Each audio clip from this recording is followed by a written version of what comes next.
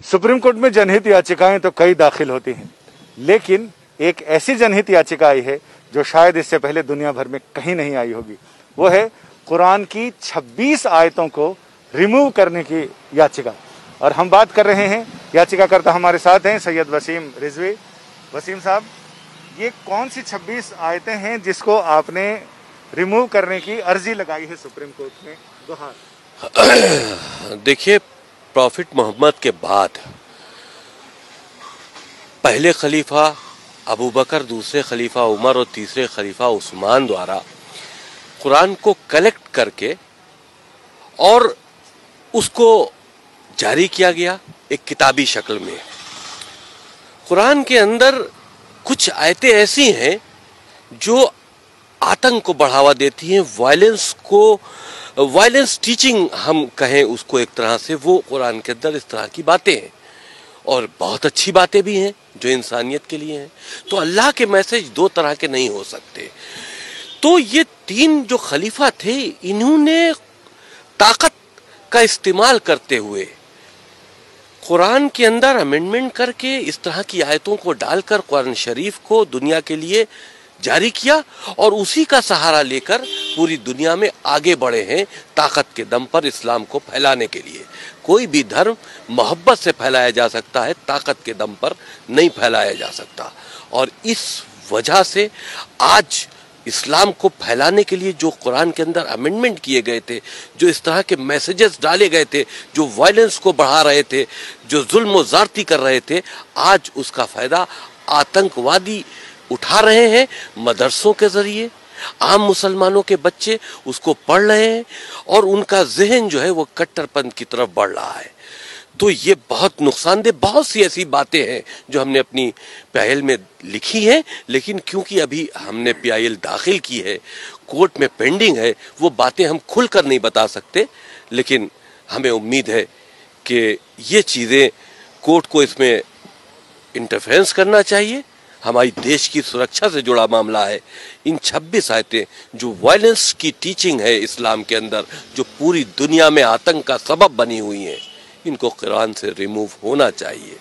आपको लगता है कि कोर्ट ऐसे संवेदनशील मामले में, जिसमें एक फेथ से जुड़ा हुआ मामला है, उसमें मुदाखलत करेगा? ये मामला फेथ से जुड़ा नहीं है। फेथ से जुड़ा हुआ होता है इंसानियत का मामला। किसी का कत्ल कर देना फेथ से जुड़ा मामला है। आप अगर इसको फेथ से जोड़ लेते हैं तो हमको इजाजत दीजिए कि हम काफिरों का कत्ल कर दें। तो ये फेथ से जुड़ा नहीं है, ये वायलेंस टीचिंग है। ये एक तरह से आतंकी गतिविधियों में मुसलमान बच्चों को लिप्त करने की बात है और उसका सहारा कुरान मजीद से लिया जा रहा है। बहुत सी अच्छी बातें हैं कुरान मजीद में। हम तो कहते हैं कुरान मजीद को हम बैन करने की बात नहीं करते।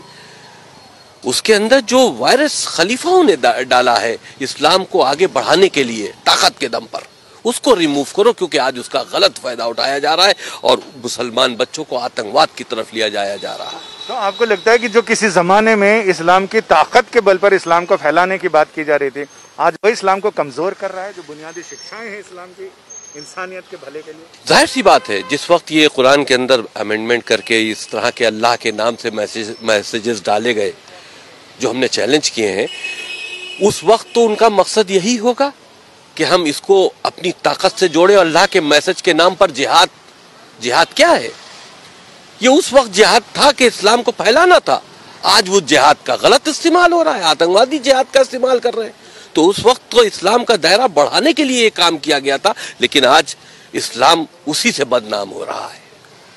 हमारे साथ सुधाकर द्विवेदी जी हैं, जिन्होंने ये सारी पिटीशन ड्राफ्ट भी की है और इसके बारे में इनके तकनीकी पहलुओं पे बात करते हैं कि इसमें आपने इसको संवैधानिक की जो मूल भावना है, जिसमें देश के खिलाफ हमला या देश पर हमला, देश की संप्रभुता, एकता और अखंडता पर, उसके साथ आपने देखिए, जो हमारा संविधान है वो प्रत्येक नागरिक को जो है प्रोटेक्शन देता है।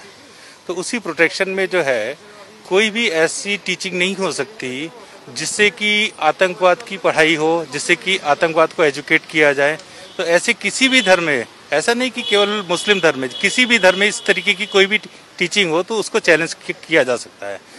और हमारा संविधान इस चीज़ का अधिकार देता है कि अगर देश के खिलाफ कोई प्रॉक्सी वॉर के लिए कोई टीचिंग हो रही हो चाहे वो स्कूल एजुकेशन में हो या किसी भी तरीके की एजुकेशन में हो, तो उसको रिमूव करने का हमारा राइट है। और दूसरा कि इस्लामिक आतंकवाद इसमें सबसे ज़्यादा आगे जो है रहा है शुरू से पूरे विश्व में, और उसका सबसे ज़्यादा भुक्तभोगी जो है वो हिंदुस्तान रहा है। इसलिए हम लोग इसको इंडिया की सुप्रीम कोर्ट के अंदर इसको हम लोग चैलेंज कर रहे हैं, क्योंकि इससे रिलीफ जो है वो सुप्रीम कोर्ट दे सकती है और कोई रिलीजियस वो नहीं दे सकते। और इसमें कोई रिलीजियस इशू नहीं है, ये कोई धार्मिक उसको हमने कोई चैलेंज नहीं किया है। हमारा केवल इसके अंदर जो मेन ग्राउंड है वो यही है कि कोई भी ऐसी टीचिंग जो आतंकवाद को बढ़ाती हो, जो ह्यूमैनिटी के लिए खतरा हो, उसको रिमूव किया जाए। कुरान एक बहुत अच्छा ग्रंथ है, उसकी जितनी पॉजिटिव चीज़ें वो ज़रूर पढ़ाई जानी चाहिए, लेकिन जो चीज़ें इंसानियत के खिलाफ हो उनको रिमूव करने के लिए हमने इसमें प्रेयर की। आपका बहुत बहुत शुक्रिया। अमूमन इस तरह की याचिकाओं में कोर्ट ये कहता है कि आप अप्रोप्रिएट प्लेटफॉर्म पर इस मामले को लेकर जाएं और वहां अपने सबमिशंस दें।